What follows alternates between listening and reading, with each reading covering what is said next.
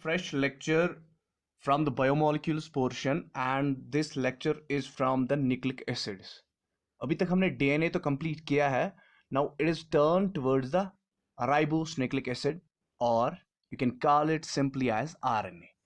तो इसको short form है, हम RNA लिखते हैं, जिसका मतलब है राइबोस न्यूक्लिक एसिड. ये एक न्यूक्लिक एसिड है, ये एक बायो मैक्रोमोलिक्यूल है. और ये जो आरएनए है, आरएनए की बहुत ज्यादा इंपॉर्टेंस है सेल्स में. अब कैसे इंपॉर्टेंस है, अब हम वही देखते हैं. जो आरएनए है, ये पहले ही क्या है, ये एक सिंगल स्ट्रैंडेड है. इसमें एक ही स्ट्रैंड होता है, एक ही पॉलीन्यूक्लियोटाइड चेन होती है, सिंगल स्ट्रैंडेड. अगर हम इसको कंपैरिजन में ले ले, डीएनए के कंपैरिजन में ले ले, तो डीएनए क्या था, वो डबल स्ट्रैंडेड था, हेलिकल था. बट आरएनए क्या होता है, ये सिंगल स्ट्रैंडेड होता है, और ये शॉर्ट होता है और सिंगल स्ट्रैंडेड होता है ये. और इसमें हेलिकल, डबल हेलिकल जो स्ट्रक्चर था किसमें, डीएनए में, वो इसमें तो नहीं होता है. अब इसमें जो ये सिंगल स्ट्रैंड होता है, फॉर एग्जाम्पल यहां पर मैं एक सिंगल स्ट्रैंड ले लूंगा.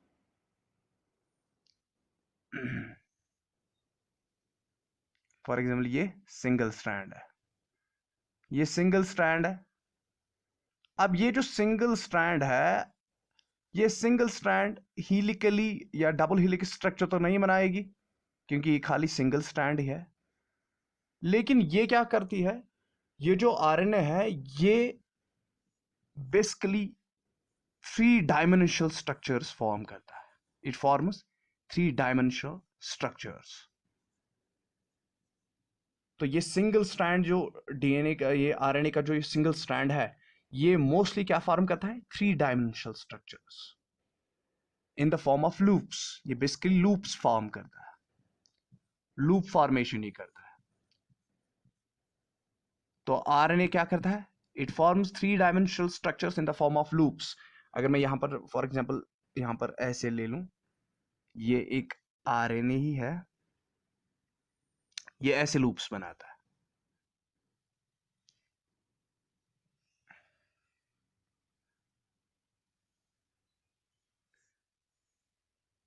तो ऐसे लूप्स फॉर्म हो जाती है. जो आरएनए है वो 3 डायमेंशनल स्ट्रक्चर्स बनाता है, या लूप्स या लूप फॉर्मेशन क्रिएट करता है. एक और शक्ल जो इसकी है,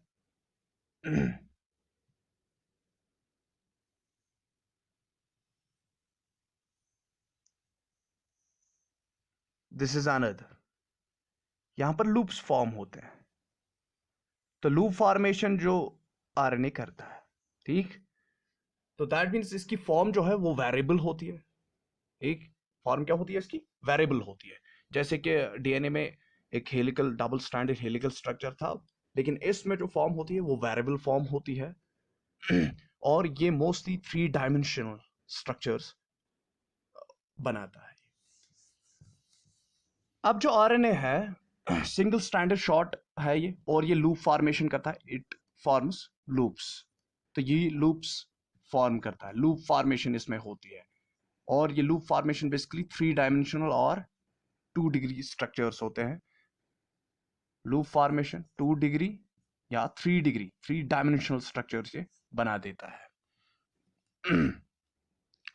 राइबोस न्यूक्लिक एसिड ये एज जेनेटिक मटेरियल भी एक्ट करता है. It acts as a genetic material. RNA जो है ये एक्ट करता है एज ए जेनेटिक मटेरियल. लेकिन ये act as a genetic material किन में ये देखा गया है, आरएनए जेनेटिक मटेरियल है, it was seen in viruses. तो वायरसेस में आरएनए जेनेटिक मटेरियल होता है. बाकी तो सब में मोस्टली जो जेनेटिक मटेरियल है वो डीएनए ही है. लेकिन वायरसेस में आरएनए एक्ट करता है एज जेनेटिक मटेरियल.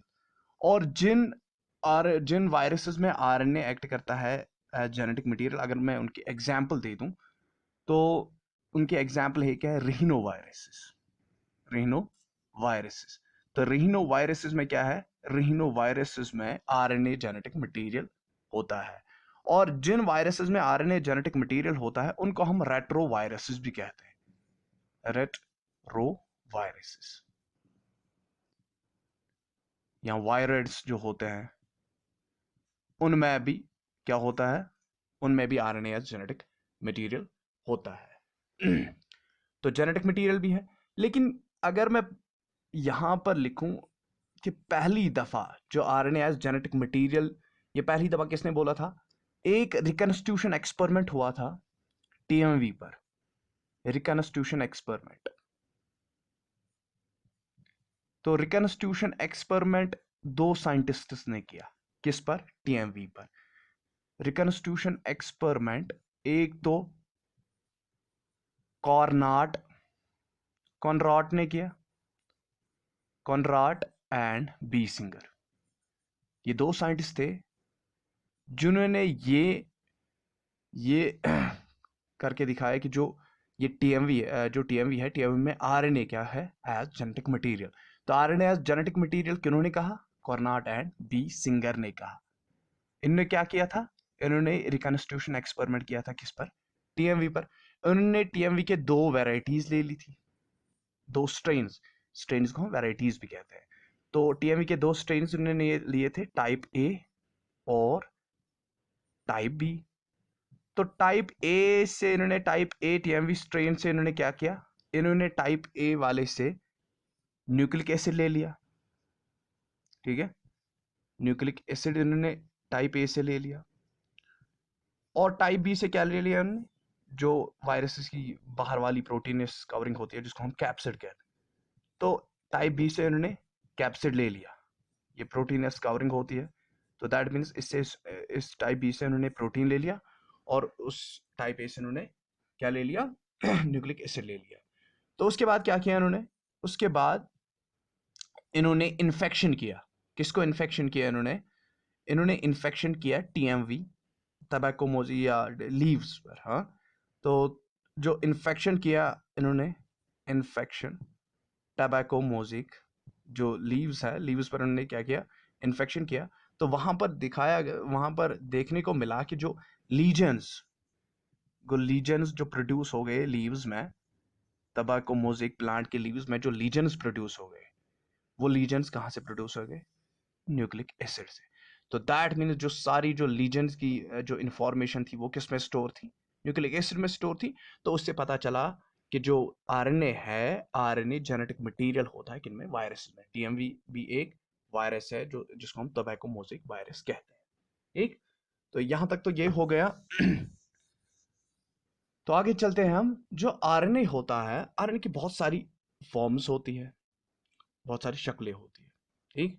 और मैंने अभी कहा कि जो आरएनए है ये जेनेटिक मटेरियल भी एक्ट करता है, एज वेल एज जो बाकी हमारी सेल्स है जिनमें आरएनए जेनेटिक मटेरियल नहीं होता है, उन सेल्स में जो सारी इंफॉर्मेशन स्टोर होती है, फॉर एग्जाम्पल हमारी यूकेरियोटिक या ह्यूमंस में जो इंफॉर्मेशन स्टोर रहती है वो किस में रहती है? In the form of DNA. हमारे में डीएनए।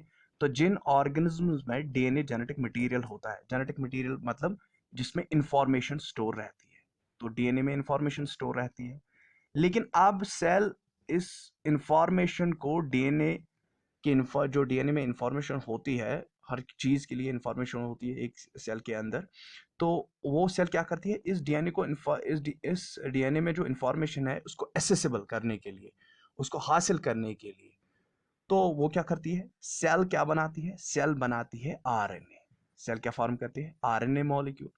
तो आरएनए मॉलिक्यूल क्या करता है? आरएनए जो फॉर्म होता है वो इस इंफॉर्मेशन को एसेसिबल कराता है, किसके लिए? सेल के लिए। तो it helps the cell in accessing the information which is stored in DNA. तो डीएनए से डायरेक्टली सेल डीएनए से इंफॉर्मेशन हासिल नहीं कर सकती है जब तक डीएनए किस में कन्वर्ट नहीं हो जाएगा? इनटू आरएनए में कन्वर्ट हो जाएगा, ठीक है? तो सेल क्या करती है? पहले उस डीएनए में जो इंफॉर्मेशन है उसको हासिल करने के लिए ये डीएनए को किस में कन्वर्ट करती है? इनटू आरएनए मॉलिक्यूल्स में कन्वर्ट करती है, जिस प्रोसेस को हम ट्रांसक्रिप्शन कहते हैं। The process known as transcription. तो ट्रांसक्रिप्शन में क्या होता है? डीएनए कन्वर्ट होता है इनटू आरएनए। क्यों कन्वर्ट होता है? क्योंकि जो इंफॉर्मेशन डीएनए में होती है वो डायरेक्टली, हाँ, वो डायरेक्टली ट्रांसफर नहीं हो जाएगी, वो in the form of RNA he always transfer हो जाती है। तो एसेसिबिलिटी, जो इंफॉर्मेशन की एसेसिबिलिटी, एक सेल उस इंफॉर्मेशन जो डीएनए में स्टोर है उसको एसेसिबल होने के लिए क्या करती है, वो आरएनए फॉर्मेशन कराती है। दैट मीन्स उसमें ट्रांसक्रिप्शन, डीएनए में ट्रांसक्रिप्शन हो जाता है, वो आरएनए में कन्वर्ट हो जाता है, और आरएनए फिर क्या करता है, ये इंफॉर्मेशन को कैरी करता है। ठीक, ये फिर कैरी करता है। तो बेसिकली यहाँ पर एक टाइप ऑफ आरएनए बनता है जिसको हम मैसेंजर आरएनए कहते हैं। तो उसी से ये इंफॉर्मेशन कैरी करता है, ये इंफॉर्मेशन कैरी करता है। ठीक है, जो भी इंफॉर्मेशन इसमें डीएनए में हो तो वो इंफॉर्मेशन कैरी हो जाती है थ्रू द आरएनए मॉलिक्यूल्स। ठीक, तो ये भी एक फंक्शन है किसकी, आरएनए की। और एक फंक्शन आरएनए की है कैटालिटिकल एक्टिविटी है, catalytic activity. Catalytic activity means enzymatic activity. तो catalytic activity means enzymatic activity. तो आरएनए एक्ट करता है एज एन एंजाइम भी। तो जब आरएनए एक्ट करता है एज एंजाइम तो तब इसको बोलते हैं राइबोजाइम्स। तो राइबोजाइम्स बेसिकली आरएनए ही है, but it is acting as a when RNA acts as a enzyme, then this RNA is known as ribozyme. तो उनको हम राइबोजाइम्स कहते हैं। तो राइबोजाइम्स बेसिकली आरएनएस होते हैं, बट वो कौन सी प्रॉपर्टी शो करते हैं, एंजाइमेटिक प्रॉपर्टी और कैटालिटिक प्रॉपर्टी वो शो करते हैं। Catalytic property means enzymatic property. तो जब आरएनए एंजाइमेटिक प्रॉपर्टी और कैटालिटिक प्रॉपर्टी शो करता है तो those RNAs are known as ribozymes. और ये जो कैटालिटिक एक्टिविटी है, एंजाइमेटिक एक्टिविटी है, ये किसने डिस्कवर की ये प्रॉपर्टी आरएनए की तो ये स्टीटिस और पीटर मोरे ने, स्टीटिस एंड पीटर मोरे। तो स्टीटिस और पीटर मोरे ने एंजाइमेटिक और कैटालिटिक जो एक्टिविटी होती है आरएनए की वो डिस्कवर कर दी। तो ये जो कैटालाइटिक एक्टिविटी है ये रिसेंटली डिस्कवर हुए इन 2000 में। तो तब तक हम इसको कहते थे कि ये प्रोटीन खाली जिसमें ये इंफॉर्मेशन ये डीएनए से इंफॉर्मेशन को एक्सेसिबल कराता है in the form of RNA. That means transcription में जो है आरएनए का रोल है, प्रोटीन सिंथेसिस में आरएनए का रोल है। बट 2000 में कैटालिटिक एक्टिविटी का भी रोल किसको मिला, आरएनए को मिला। तो ये दरियाफ्त किया गया कि ये डिस्कवर किया गया कि जो आरएनए है ये एक्ट एज एंजाइम भी करता है। तो उन आरएनएस को हम राइबोजाइम्स कहते हैं। तो ये किसने प्रूव करके दिखाया हमें, स्टिट्ज एंड पीटर मोरे ने प्रूव करके दिखाया। तो ये तो फंक्शंस थी किसकी, आरएनए की। बहुत सारी फंक्शंस है इसकी। तो जो आरएनए है, आरएनए 3 किस्म का होता है। या पहले अगर मैं इसकी स्ट्रक्चर की बात करूं, तो आरएनए का जो स्ट्रक्चर मैंने कहा था ये लूप फॉर्मेशंस का था, ये 3 डायमेंशनल स्ट्रक्चर्स बनाता है। और ये जो 3 डायमेंशनल स्ट्रक्चर्स या जो ये सिंगल पॉली न्यूक्लियोटाइड स्ट्रैंड जो होता है, ये सिंगल पॉलीन्यूक्लियोटाइड स्ट्रैंड किसका बना होता है, ये सिंगल स्ट्रैंड। अगर मैं यहां पर बना दूं ये सिंगल स्ट्रैंड, ठीक। तो ये जो सिंगल स्ट्रैंड होता है ये बना होता है किनका, ये basically long chain of nucleotides होती है, long chain of nucleotides, long chain of nucleotides. तो अगर लॉन्ग चेन ऑफ न्यूक्लियोटाइड्स है ये, दैट मींस इसको हम क्या कहेंगे, इसको हम पॉलीन्यूक्लियोटाइड स्ट्रैंड कहते हैं। फिर when there is a long chain of nucleotides, when a large number of nucleotides combine, they will form a simply a polynucleotide. इसको हम पॉलीन्यूक्लियोटाइड स्ट्रैंड कहेंगे, एक स्ट्रैंड जो है जिसमें बहुत सारे न्यूक्लियोटाइड्स हैं। तो इसके जो न्यूक्लियोटाइड्स हैं, मैंने कहा था कि जो न्यूक्लियोटाइड होता है वो 3 चीजों का बना होता है। वो शुगर का बना होता है, पेंटोज शुगर, ठीक है ना, पेंटोज शुगर का बना होता है। इसमें मैं यहाँ पर लिखूंगा पी से पेंटोज शुगर, ठीक।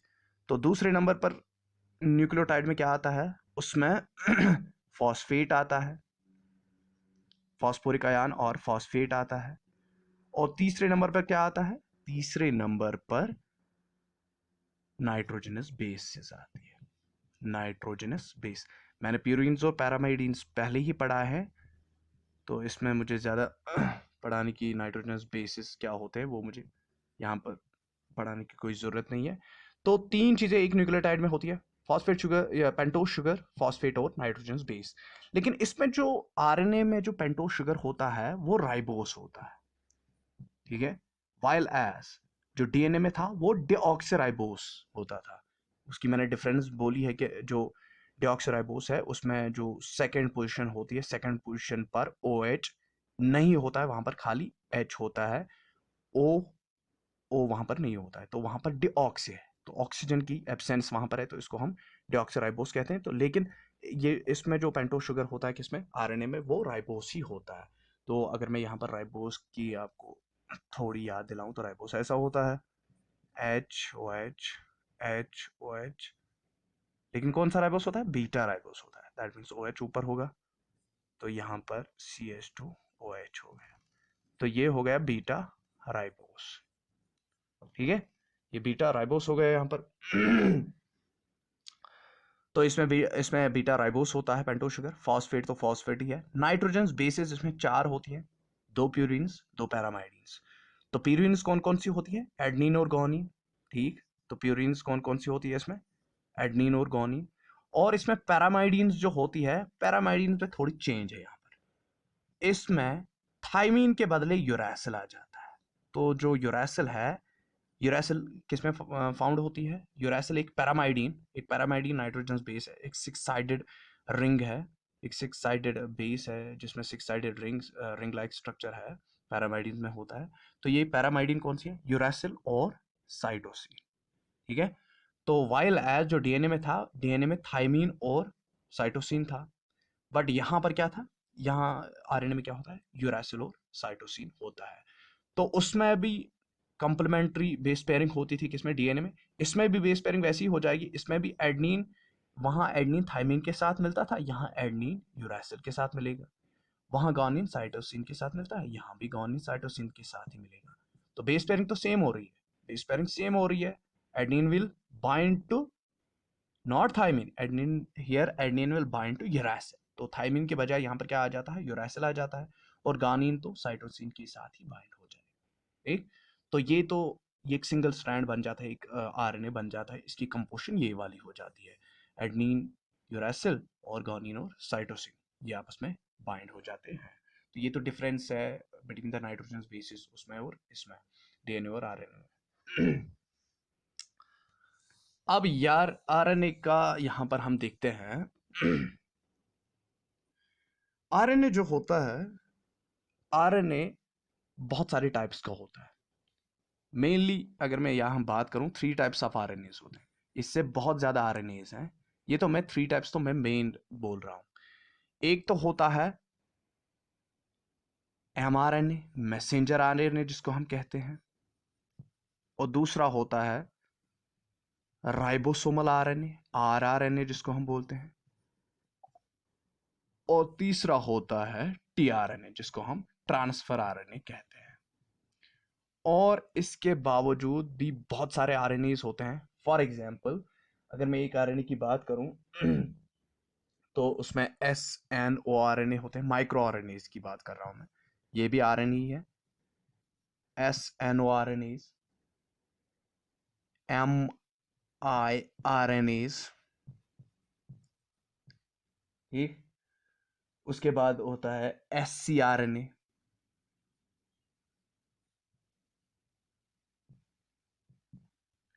उसके बाद जिस्ट होता है, ये भी एक आरएनए है, या टीएमआरएनए है। बहुत सारी ये माइक्रो आरएनए है, छोटे छोटे आरएनए हैं। ठीक है, या टेलोमेरेस आरएनए है, या एसआईआरएनए है। तो बहुत सारी किस्म के आरएनए होते हैं, लेकिन मेनली 3 आरएनए है। तो ये 3 आरएनए मेन है। तो ये तो क्या है, ये माइक्रो आरएनए, स्मॉल आरएनएस हैं। ठीक, तो यहां पर तो ये तो टाइप्स हो गए। तो आरएनए के कितने टाइप्स हैं, एमआरएनए, आरएनए एंड टीआरएनए। और ये तो छोटे छोटे आरएनए होते हैं। ठीक, दीज आर माइक्रो आरएनए।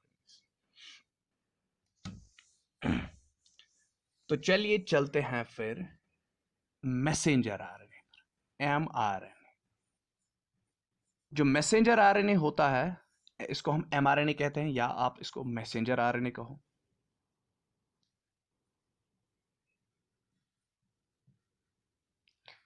तो जो मैसेंजर आरएनए है, इसका नाम ही मैसेंजर है। दैट मीन्स ये इंफॉर्मेशन को कैरी करता है। अब इंफॉर्मेशन को कैरी कैसे करता है ये डीएनए है, तो डीएनए से क्या हो जाएगा, डीएनए से आरएनए बन जाएगा। तो बेसिकली वहां पर डीएनए से एमआरएनए बन जाता है। तो इस वाली प्रोसेस को हम ट्रांसक्रिप्शन कहते हैं। मैंने पहले ही कहा था कि जो आरएनए, जब सेल एक आरएनए बनाती है, क्यों बनाती है? In order to access, in order to be accessible to the information which is store in the DNA. DNA से इंफॉर्मेशन को उसको एसेस करने के लिए ये क्या करती है? ये ट्रांसक्रिप्शन सेल करती है और ये एमआरएनएज बनाती है। तो एमआरएनएज मैसेज कैरी करते हैं, ठीक है?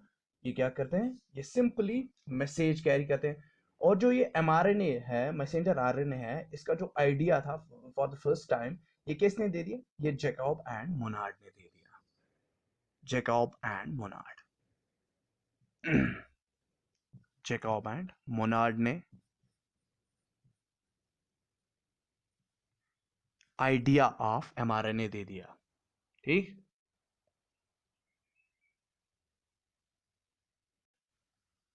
अब ये जो आरएनए एमआरएनए बन जाता है, तो ये एमआरएनए किससे बन जाता है? ये डीएनए से बन जाता है। डीएनए से एमआरएनए बन गया। तो एमआरएनए क्या करता है? ये इंफॉर्मेशन को कैरी करता है, ठीक है? ये जब इंफॉर्मेशन को कैरी करता है फ्रॉम डीएनए टू डीएनए से क्या बन गया? एमआरएनए बन गया। तो एमआरएनए फिर क्या हो जाता है? ये थ्रू द न्यूक्लियर पोर्स, जो न्यूक्लियस में, जो न्यूक्लियर मेम्ब्रेन में पोर्स होते हैं, उन पोर्स से ये बाहर निकलता है और ये अटैच हो जाता है किस पर? ये अटैच होता है विद द राइबोसोम्स। जो राइबोसोम्स है ये उन पर अटैच हो जाता है। कौन? एमआरएनए। तो एमआरएनए ने मैसेज लाई। अब मैसेज क्या होती है कि कौन सा प्रोटीन सिंथेसाइज करना, ठीक है? तो जो प्रोटीन सिंथेसाइज होते हैं वो कहाँ पर होते हैं? वो राइबोसोम में ही होते हैं। तो ये क्या करेगा? ये इंफॉर्मेशन को कैरी करेगा और थ्रू द न्यूक्लियोपोर साइटोप्लाज्म में पहुंच जाएगा। साइटोप्लाज्म में राइबोसोम्स के साथ अटैच हो जाएगा। तो जब ये राइबोसोम्स के साथ अटैच हो जाएगा तो ये उनको क्या कहेगा? ये उनको इंफॉर्मेशन प्रोवाइड करेगा कि which type of protein we need to synthesise, ठीक है? तो सिंपली ये अटैचमेंट, मैसेंजर आरएनए की अटैचमेंट किसके साथ हो जाती है?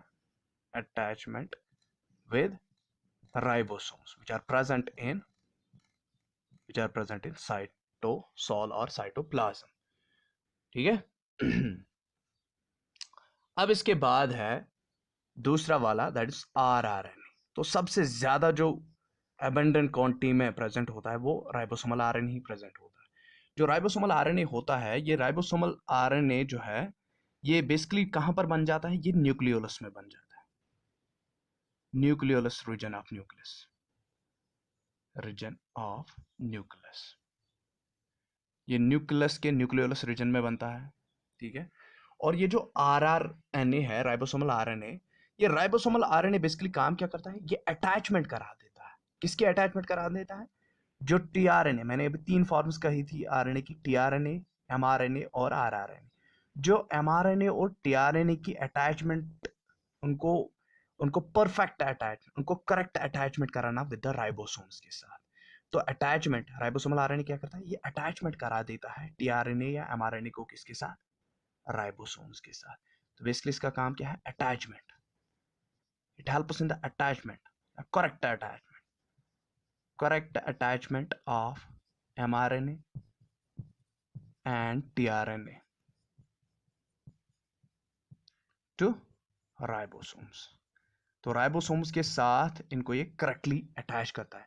राइबोसोम्स जो होते हैं वो, राइबोसोम्स भी बने किसके होते हैं? वो राइबोसोम्स या तो प्रोटीन्स, राइबोसोम्स में प्रोटीन्स होते हैं, सम प्रोटीन्स, और उसमें कौन होता है? Ribosomal RNA. 60% राइबोसोमल आरएनए के वो बने होते हैं और उसमें प्रोटीन्स होते हैं राइबोसोम्स में। तो एमआरएनए क्या करता है? ये जब एमआरएनए न्यूक्लियस से निकलकर साइटोप्लाज्म में आए तो उसको करेक्ट अटैचमेंट कराना कि कहाँ पर इसको बाइंड करना है राइबोसोम को, तो वो कौन कराएगा? वो राइबोसोमल आरएनए कराएगा, ठीक? तो जो ये राइबोसोमल आरएनए है, ये किसने पहली दफा डिस्कवर किया? जैसे कि एमआरएनए जैकब और मोनार्ड ने डिस्कवर किया। तो आरएनए जो है ये फेडरिक मिस्चर ने ही डिस्कवर किया, फेडरिक मिस्चर, ठीक? इसका काम क्या है? ये करेक्ट अटैचमेंट करा देता है किसकी? एमआरएनए और टीआरएनए को, किसके साथ? राइबोसोम्स के साथ। अब इसके बाद हम जाते हैं किस पर? TRNA. That means the last type of RNA जो होता है हमारे पास, वो होता है tRNA, transfer RNA. TRNA, transfer RNA जिसको हम कहते हैं, it's name is transfer RNA. जो ये ट्रांसफर आरएनए होता है, इसका काम क्या होता है? ये भी एक टाइप ऑफ आरएनए है, लेकिन इसका काम होता है ट्रांसफर करना, क्योंकि इसको हम कहते हैं ट्रांसफर आर। तो किसको ये ट्रांसफर करता है? ये अमाइनो एसिड्स को ट्रांसफर करता है। फॉर एग्जाम्पल, जो राइबोसोम में है, राइबोसोम में एमआरएनए पहुंच गया, तो ये एमआरएनए स्ट्रैंड हो गया राइबोसोम में। अब एमआरएनए पर एमआरएनए को क्या करना होता है? एमआरएनए बेसिकली प्रोटीन सिंथेसिस, वो इंफॉर्मेशन देता है कि कौन सा प्रोटीन कराना है। तो एमआरएनए पर क्या हो जाएगा? एमआरएनए पर अब अमाइनो एसिड्स क्या हो जाएंगे? अमाइनो एसिड्स बाइंड हो जाएंगे, ठीक है, अमाइनो एसिड्स। तो ये करेक्ट अमाइनो एसिड को एमआरएनए की करेक्ट पोजीशन पर बाइंड कराता है। तो बेसिकली ये क्या करता है? ये ट्रांसफर करता है, इट ट्रांसफर्स या कैरीज, या ट्रांसफर करता है या कैरी करता है, carries correct amino acid, correct amino acid towards mRNA strand. तो एमआरएनए स्ट्रैंड जो है उस पर, क्योंकि वो एमआरएनए स्ट्रैंड प्रोटीन बनाएगा, प्रोटीन बना होता है अमाइनो एसिड्स का, तो करेक्ट अमाइनो एसिड पहुंचाना किस तक? एमआरएनए तक, जो राइबोसोम्स में होता है उस तक पहुंचाने के लिए कौन सा आरएनए होता है? ट्रांसफर आरएनए होता है। तो ट्रांसफर आरएनए की यही काम होती है। ये क्या कहता है? ये पर्टिकुलर अमाइनो एसिड को पिक करके उसको किस में उसको फिर कहाँ पर लगा देता है ये? उसको फिर ये कंप्लीमेंट्री सीक्वेंस जो होती है वहाँ एमआरएनए स्ट्रैंड पर, जो कंप्लीमेंट्री सीक्वेंस होगी उस अमाइनो एसिड की, ठीक है, तो वहीं पर उसको डाल देता है, ठीक है। तो ये तो काम हो गया किसका? ट्रांसफर आरएनए का, यहां तक। अब देखें ये जो ट्रांसफर आरएनए होता है, अब देखो बेसिकली होता क्या है वहां पर। फॉर एग्जाम्पल यहां पर मैं ले लेता हूं एक एमआरएनए, तो एमआरएनए भी एक टाइप किसका है? ये भी आरएनए का टाइप है। दैट मीन्स आरएनए किसका बना होता है? ये न्यूक्लियोटाइड्स का बना होता है। तो ये एमआरएनए भी किसका बना होगा? ये न्यूक्लियोटाइड्स का बना होगा, ठीक है ना, ये न्यूक्लियोटाइड्स का बना होता है। तो अब जो यहाँ पर मेरे पास कौन है? ट्रांसफर आरएनए है। तो ट्रांसफर आरएनए को, फॉर एग्जांपल अगर मैं ट्रांसफर आरएनए का स्ट्रक्चर यहाँ पर बना दूं, अभी मैं वो आपको दिखाता हूँ स्ट्रक्चर।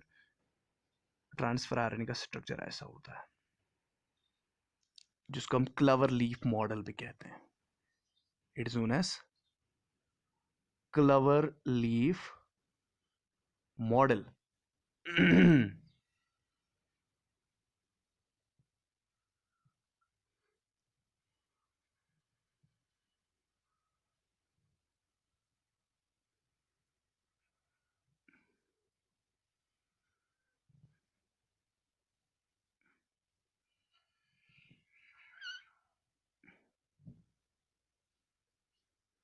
ठीक, तो ये हो गया क्लवर लीफ मॉडल किसका? टीआरएनए का। तो टीआरएनए का स्ट्रक्चर ऐसा होता है, टीआरएनए का स्ट्रक्चर ऐसा होता है। इसमें देखो ये लूप्स होते हैं, इसको हम डी लूप कहते हैं, this is known as D loop. इसको हम साई लूप कहते हैं, ठीक। और इसको हम एंटीकोडान लूप कहते हैं, एंटीकोडान लूप, ठीक। एंटीकोडान लूप हो गई ये।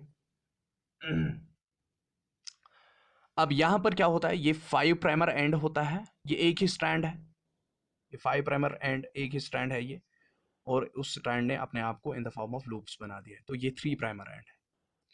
तो यहां पर 3 प्राइमर एंड पर इसको क्या होता है? एक सीक्वेंस होती है, एक सीक्वेंस होती है यहां पर 3 प्राइमर एंड पर। ये हो गया साइलू। कौन सी सीक्वेंस होती है? उसको हम CCAOH सीक्वेंस कहते हैं। 3 प्राइमर एंड, 3 प्राइमर एंड पर ये वाली सीक्वेंस होती है, और ये जो है ये बन जाती है हमारी एक्सेप्टर आर्म। यहीं पर एक अमाइनो एसिड बाइंड हो जाता है, इसको हम एक्सेप्टर आर्म कहते हैं। तो इसका काम ही है क्या करना? अमाइनो एसिड्स को बाइंड करना। तो ये अमाइनो एसिड को बाइंड करता है यहाँ पर, या आप यहाँ पर लिख लेना CCA सीक्वेंस होती है, 3 प्राइमर एंड पर 3 CCA सीक्वेंस होती है, ठीक। तो यहाँ पर क्या हो जाता है? यहाँ पर एक अमाइनो एसिड बाइंड हो जाता है। फॉर एग्जाम्पल ग्लूटामेट है, कौन सा अमाइनो एसिड है यहाँ पर बाइंड हो गया? एक्सेप्टर आर्म, ठीक। अब जो ये डी लूप होता है या डीआरएम जो होती है, इस डीआरएम से क्या हो जाता है, ये रिकॉग्नाइजेशन के लिए होती है, ये रिकॉग्नाइज करती है किसको, अमाइनो एसिड को।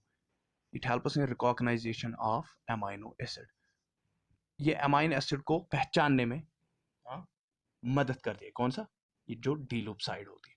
अब यहां पर एक और लूप है, this is known as anticodon loop. अब जो ये एंटीकोडॉन लूप है, एंटीकोडॉन लूप का काम क्या है? एंटीकोडॉन लूप जो है, यहीं से फॉर एग्जांपल अगर मैं एमआरएनए यहां पर है, एमआरएनए स्ट्रैंड, तो एमआरएनए स्ट्रैंड किसका बना होता है, न्यूक्लियोटाइड्स का बना होता है। और वो न्यूक्लियोटाइड्स पर कुछ क्या होती है, न्यूक्लियोटाइड्स पर कुछ फॉर एग्जांपल कोडिंग होती है।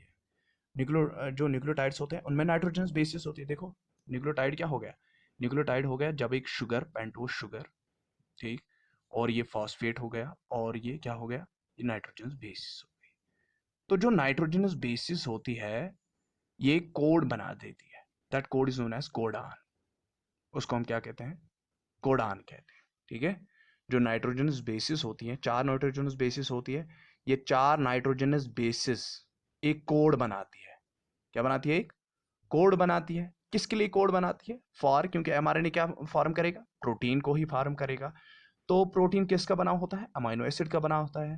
तो फॉर एग्जांपल यहाँ पर जो ये, यहाँ पर जब ये प्रोटीन बनता है, अमाइनो एसिड्स यहाँ पर आ जाते हैं, तो amino acids in the form of codons होते हैं। अमाइनो एसिड फॉर एग्जांपल यहाँ पर है एलानीन है या कोई गॉनिन है, तो ये 4 नाइट्रोजनस बेसिस जो है, ये एक कोड बनाएगी। क्या बनाएगी, ये code, for example U A जी हो गया, यूरा, फॉर एग्जांपल जिसको हम यूएजी, ये नाइट्रोजन बेस है, यूरासिल, फिर एडेनिन और गानिन। तो इन तीन नाइट्रोजन बेस ने एक कोड बना दिया। अब ये कोड किसी पर्टिकुलर अमाइनो एसिड के लिए होगा। ठीक है, तो एक अमाइनो एसिड जो है उसके लिए एक पर्टिकुलर कोड है यूएजी।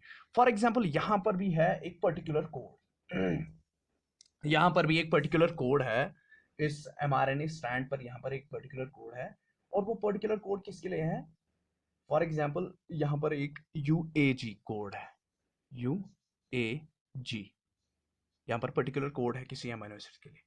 अब यहां पर जो अमाइनो एसिड होगा, यहां पर कौन सा अमाइनो एसिड, या जब ये टीआरएनए एक अमाइनो एसिड को लाएगा, तो पहले इसको यहां पर इस कोडान के साथ, इसको अपने कोडान्स, इसको इन कोडान्स के साथ अपने अपने codons, that means anti codons को मैच कराना है। तो अब कौन सा एंटीकोडान, देखो ये एंटीकोडान है, दैट मीन्स यू अगर यहां पर है तो एंटीकोडान हो गया। यहां पर क्या होगा, यहां पर ए आएगा, क्योंकि एडनीन थाइमीन, ठीक है, एडनीन यूरासिल, ठीक है। अब यहां पर ए जो है, यहां पर क्या आएगा, यहां पर यू आएगा। अगर यहां पर जी है तो यहां पर क्या आएगा, सी आएगा। ठीक, तो एंटीकोडान्स हो गए, तो ये एंटीकोडान लूप हो गई, ये एंटीकोडान्स हो गई, ये कोडान हो गया। ठीक, तो कोडान क्या होता है, कोडान एक कोड होता है किसके लिए, एक पर्टिकुलर अमाइनो एसिड के लिए, और ये कोडान कौन बनाता है, ये नाइट्रोजन बेसिस बनाती है। तो 20 अमाइनो एसिड्स जो होते हैं हमारे स्टैंडर्ड अमाइनो एसिड्स, उनके लिए ये 4 नाइट्रोजनस बेसिस कोडान बनाती है, कोड बनाती है, तो उनको हम कोडान्स कहते हैं। ठीक है, तो पर्टिकुलर एक अमाइनो एसिड का पर्टिकुलर कोडान होता है। ठीक, तो यहाँ पर जब ये यहाँ पर पेयरिंग करेगा, ये टीआरएनए पहले एमआरएनए के उस पर्टिकुलर सीक्वेंस के साथ पेयर अप करेगा यहाँ पर, तो उसके कोडान्स के साथ अपने एंटी कोडान्स को मैच करेगा।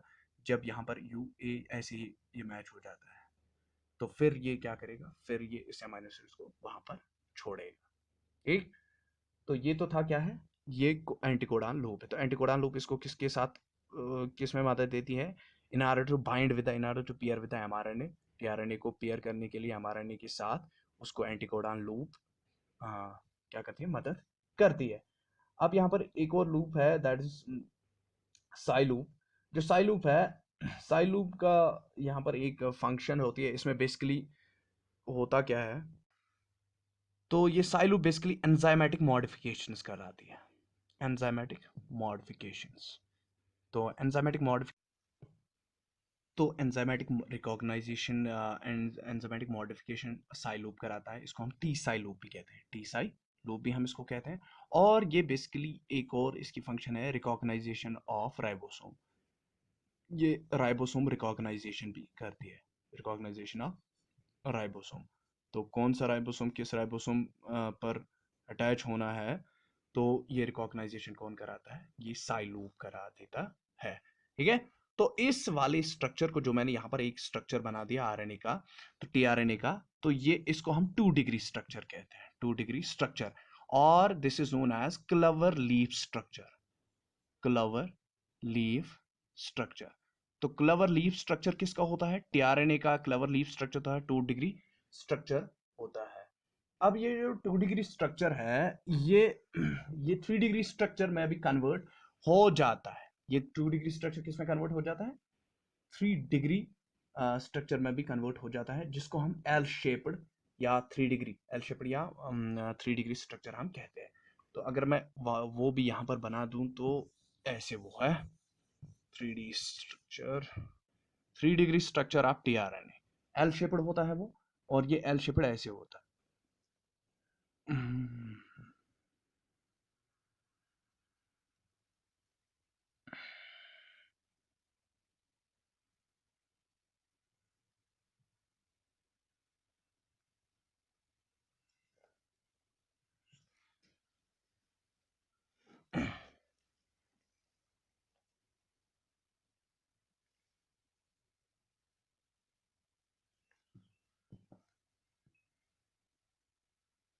ऐसे, इसको हम यहां से लाएंगे।